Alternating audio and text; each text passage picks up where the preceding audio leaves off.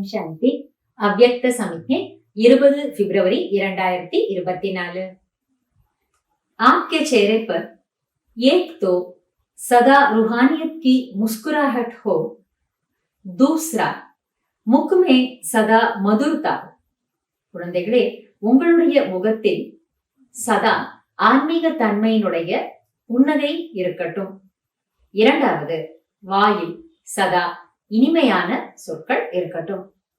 और मन बुद्धि में सदा शुभ भावना, रहम दिल की भावना, दातापन की भावना। மனம் மற்றும் புத்தியிலேயோ சதா சுபமான பாவனை, இரக்க மனமுள்ள பாவனை, வள்ளல் தன்மையின் உணர்வு நிரம்பி இருக்கட்டும். பாபா 3 விஷயங்கள் சொல்ற. நம்முடைய உதடுகளில் அல்லது வாயில் சதா ஆன்மீக தன்மையின் புன்னகை, நாம் பேசக்கூடிய சொற்கள் இனிமையான சொற்களாகவும், மூன்றாவது நம்முடைய மனம் மற்றும் புத்தியிலே இரக்க பாவனை, அனைவருக்காக சுப பாவனை மற்றும் வள்ளல் தன்மையின் பாவனை நிரம்பி இருக்கணும். இது இனிமையினுடைய அடையாளம். ஹர் கதமே ஃபாலோ ஃபாதர் ஹோ, ஒவ்வொரு அடியிலேயும் தந்தையை பின்பற்றுங்கள். जो भी संबंध संपर्क में आए उनको कोई ना कोई गुण या शक्ति की गिफ्ट दे दो. யார் உங்கள் சம்பந்தம் மற்றும் தொடர்பில் வந்தாலும் அவர்களுக்கு ஏதாவது ஒரு குணம் அல்லது சக்தியினை நீங்கள் கிஃப்டாக கொடுத்து விடுங்கள், பரிசாக கொடுத்து விடுங்கள். और कुछ नहीं तो 2 मीठे बोल की गिफ्ट भी देना जरूर, खाली हाथ कोई न जाए.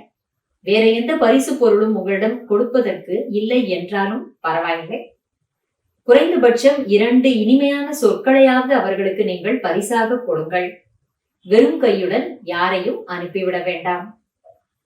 பாபா எப்படி வள்ளல்கள் தன்னுடைய வீட்டு வாசலை தேடி வருகின்ற யாரையுமே வெறுங்கையோடு அனுப்ப மாட்டார்களாம்.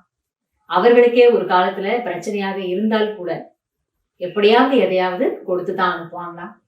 அந்த மாதிரி நாம வள்ளலான பாபாவுடைய குழந்தைகள். அதனால பாபா என்ன சொல்றார் அப்படின்னா, ஏதாவது ஒரு குணத்தையோ ஒரு சக்தியையோ நாம மற்றவர்களுக்கு பரிசாக சதா சூட்சுமமான ரூபத்திலே கொடுத்துக்கிட்டே இருக்கணும். எதுவுமே கொடுக்க தெரியல அல்லது கொடுக்க முடியல என்றாலும் கூட குறைந்ததிலும் குறைந்தபட்சம் 2 இனிமையான சொற்களையாவது நீங்க அவங்களுக்கு சொல்லுங்க, அவங்க கிட்ட பேசுங்க. அதுவே அவங்களுக்கு கிடைச்ச மிகப்பெரிய பரிசா ஆகிடும்.